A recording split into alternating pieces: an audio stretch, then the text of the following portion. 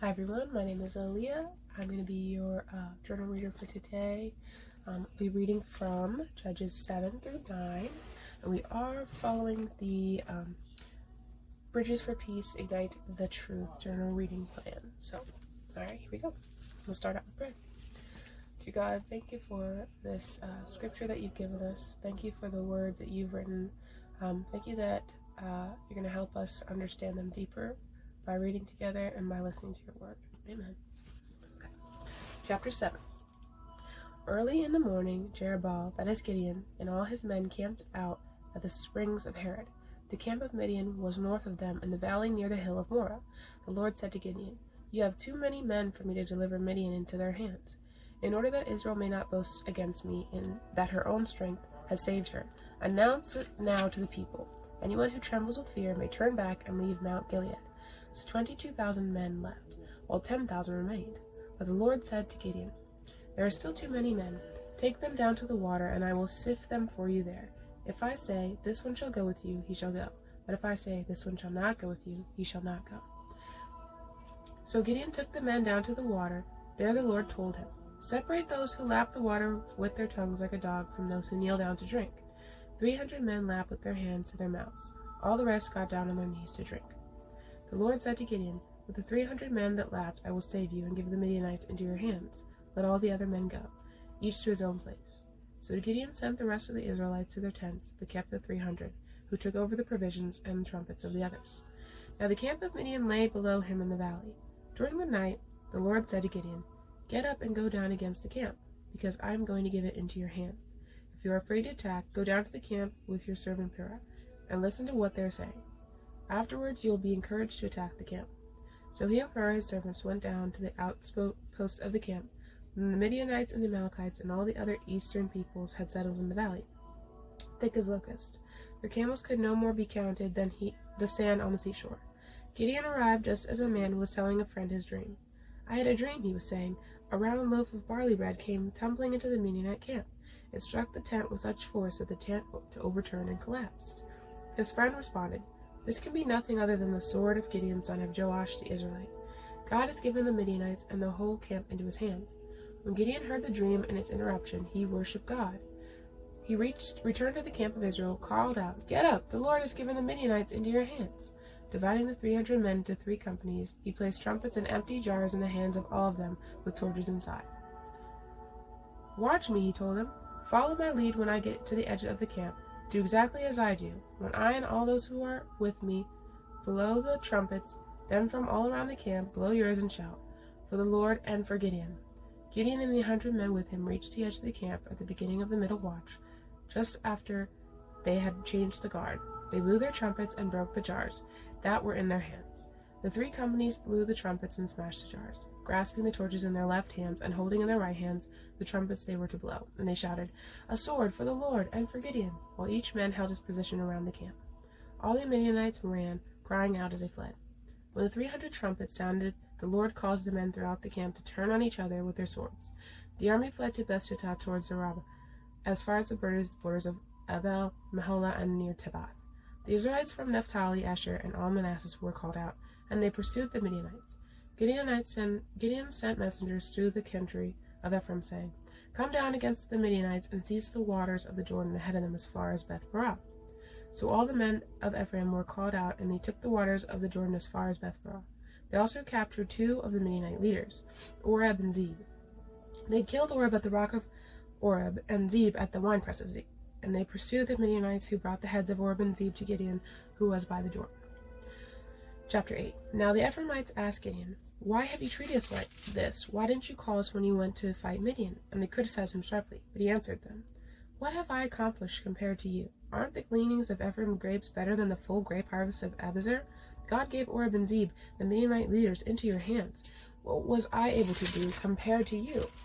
At this their resentment against him subsided. Gideon and his 300 men, exhausted yet keeping up the pursuit, came to the Jordan and crossed it. He said to the men of Succoth, "Give my troops some bread, they are worn out. I am still pursuing Zebah and Zalmunna, the kings of Midian." But the officials of Succoth said, "Do you already have the hands of Zebah and Zalmunna in your possession? Why should we give bread to your troops?" Then Gideon replied, Just for that, when the Lord has given Zebah and Zalmunna into my hands, I will tear your flesh with desert thorns and briars. From there he went up to Peniel and made the same request of them. But they answered as the men of Succoth had. So he said to the men of Peniel, When I return in triumph, I will tear down this tower. Now Zebah and Zalmunna were in Korah, and with a force of about 15,000 men, all that were left of the armies of the eastern peoples, 120,000 swordsmen had fallen. Gideon went up by the route of the nomads east of Nobah and Jogobah, and fell upon the unsuspecting army. Zebah and Zalmunna, the two kings of Midian, fled, but he pursued them and captured them, routing their entire army. Gideon, son of Joash, then returned from the battle by the pass of Ares, and he caught a young man of Succoth and questioned him. And the young man wrote down for him the names of the 77 officials of Succoth, the elders of the town. Then Gideon came and said to the men of Succoth, Here are Zebah and Zalmunna, about whom you taunted me by saying, Do you already have the hands of Zebah and Zalmunna in your possession? Why should we give bread to your exhausted men? So he took the elders of the town and taught the men of Succoth a lesson by punishing them with desert thorns and briars. He also pulled down the tower of Peniel and killed the men of the town. Then he asked Zebah and Zalmunna, What kind of men did you kill at Tabor? Men like you, they answered, each one with the bearing of the prince. Gideon replied, Those were my brothers, the sons of my own mother. As surely as the Lord lives, if you had spared their lives, I would not kill you. Turning to Jether, his oldest son, he said, Kill them. But the Jether did not draw his sword, because he was only a boy and was afraid. Zebah and Zalmunna said, Come, do it yourself. And as the man, so is his strength. So Gideon stepped forward and killed them, and took the ornaments off their camels' necks. The Israelites said to Gideon, Rule over us, you, your son, and your grandson, because you have saved us out of the hands of Midian. But Gideon told them, I will not rule over you, nor will my son rule over you. The Lord will rule over you. Then he said, I do have one request, that each of you give me an earring from your share of the plunder. It was the custom of the Ishmaelites to wear gold earrings. They answered, We'll be glad to give them. So they spread out the garments, and each man threw a ring from his plunder onto it.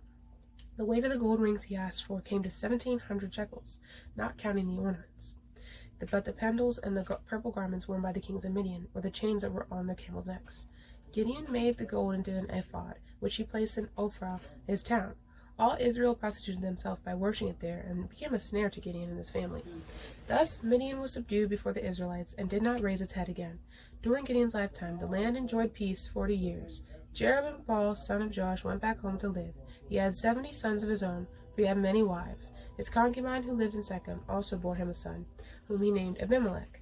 Gideon, son of Joash, died at a good old age, and was buried in the tomb of his father Joash in Ophrah of the Abiezrites. No sooner had Gideon died than the Israelites again prostituted themselves to the Baals. They set up the Baal Berith as their god, and did not remember the Lord their God, who had rescued them from the hands of all their enemies on every side. They also failed to show kindness to the family of Jerubbaal, that is Gideon, for all the good things he had done for them. Chapter 9. Abimelech, son of Jerubbaal, went to his mother's brothers in Shechem, and said to them, and to all his mother's clan, Ask all the citizens of Shechem, which is better for you, to have all 70 of Jerubbaal's sons rule over you, or just one man? Remember, I am your flesh and blood.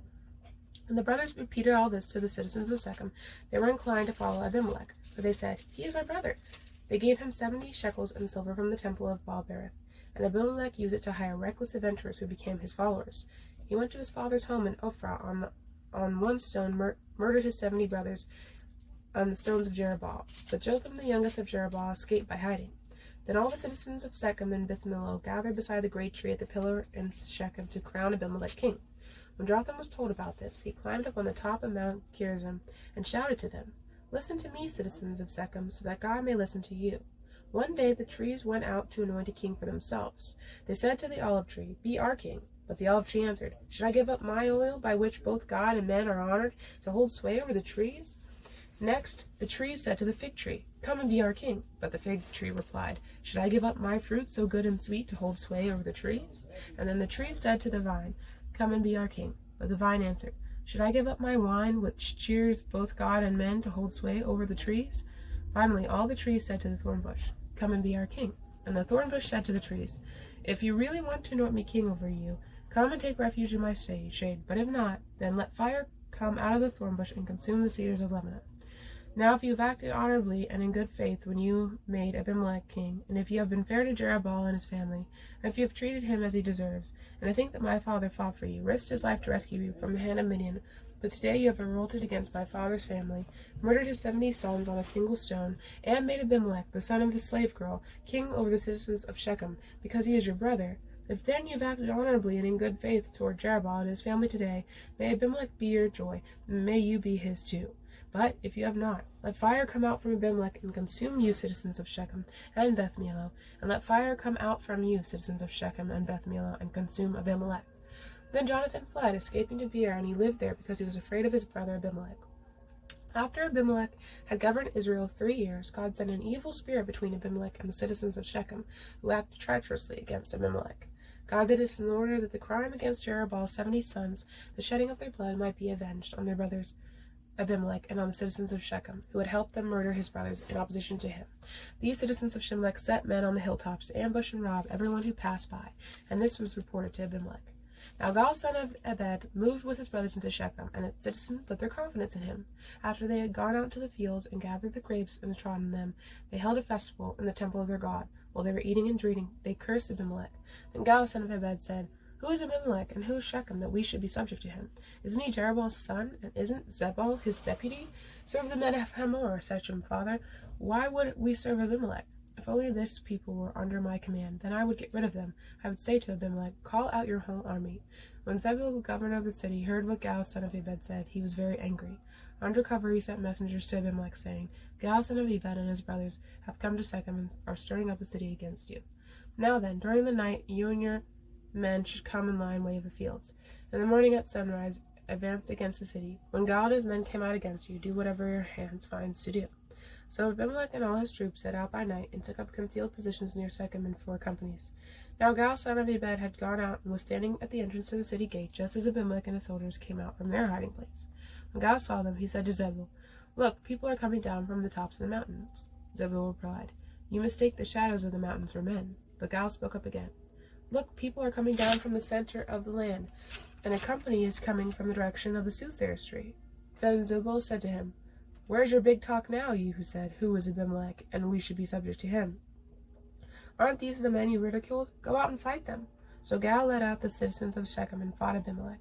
Abimelech chased him, and many fell wounded in the flight, all the way to the entrance to the gate. Abimelech stayed in Arumah, and Zebul drove Gaal and his brothers out of Shechem. The next day the people of Shechem went out to the fields, and this was reported to Abimelech. So he took his men, divided them into 3 companies, and set an ambush in the fields. When he saw the people coming out of the city, he rose to attack them. Abimelech and the companies with him rushed forward to the positions at the entrance of the city gate. The 2 companies rushed upon those in the fields and struck them down.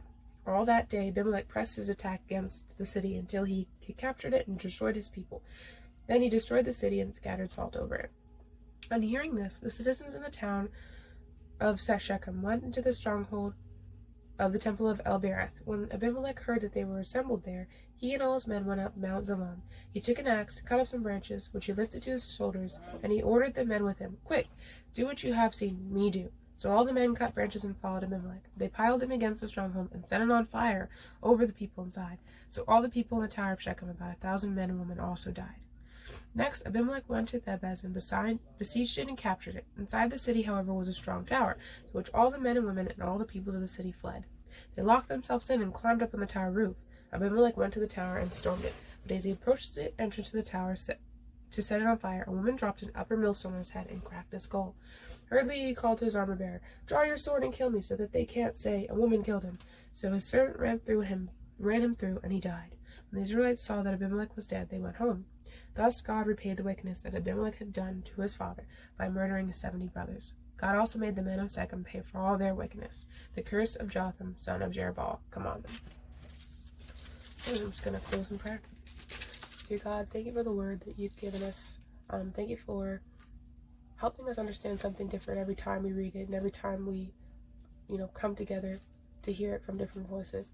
Help us to listen to what you have to say to us this week and to take a new understanding from what you've given us. Thank you so much. Amen.